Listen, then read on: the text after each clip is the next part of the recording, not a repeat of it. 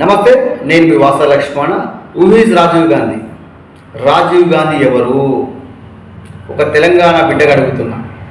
Yes, Rajiv Gandhi గారు ఉమ్మడి ఆంధ్రప్రదేశ్ ఉన్నప్పుడు దేశానికి ప్రధానమంత్రి చేసిండు, నేను కాదనా. కానీ తెలంగాణ ఉద్యమానికి రాజీవ్ గాంధీ గారికి సంబంధం పెట్టింది. తెలంగాణ ఉద్యమంలో రాజీవ్ గాంధీ గారి కాంట్రిబ్యూషన్ ఏంటిది? ఒక్కసారి ప్రతి తెలంగాణ బిడ్డ ఆలోచించండి. రాష్ట్ర సచివాలయం ముందు రాజీవ్ గాంధీ గారి విగ్రహం పెట్టడము అంటే తెలంగాణ అస్తిత్వాన్ని భూస్థాపితం చేయడమే. ఇందుకోసం ఆ తెలంగాణ ఉద్యమం జరిగింది. ఇందుకోసం ఆ తెలంగాణ బిడ్డలు బలిపీఠం ఎక్కింది. ఇప్పుడు రాష్ట్ర సచివాలయం ముందు విగ్రహం పెట్టాలంటే తెలంగాణ ఉద్యమకారులు విగ్రహం పెట్టాలి. జయశంకర్ సార్ విగ్రహం పెట్టాలి.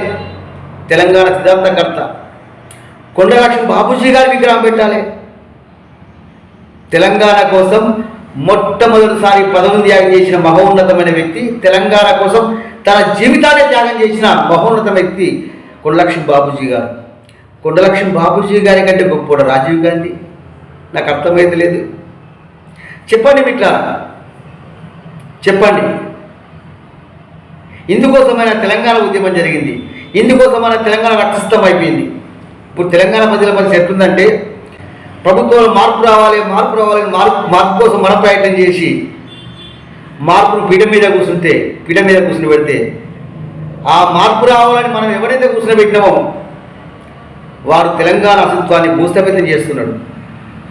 ఇప్పుడు ఏ మాట కమాట చెప్పుకోవాలంటే రేవంత్ రెడ్డి గారు ముఖ్యమంత్రి అయితే కావచ్చు, కానీ తెలంగాణ ఉద్యమకారుడు కాదు. తెలంగాణ ఉద్యమం గురించి రేవంత్ రెడ్డి గారికి తెలియదు.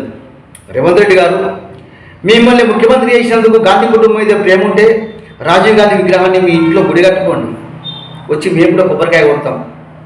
కానీ సచివాలయం ముందు తెలంగాణ తల్లి విగ్రహం పెట్టండి, జయశంకర్ సార్ విగ్రహం పెట్టండి, మహోన్నతమైన వ్యక్తి కొండలక్ష్మి బాపూజీ గారి విగ్రహం పెట్టండి.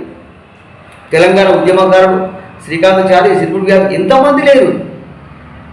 తొలిమలి తెలంగాణ ఉద్యమంలో ప్రాణార్పించిన ఎంతమంది మహానుభావులు లేరు? సాకలేనమ్మ ఎంతమంది ఉన్నారు పోరాటం చేసిన వారు.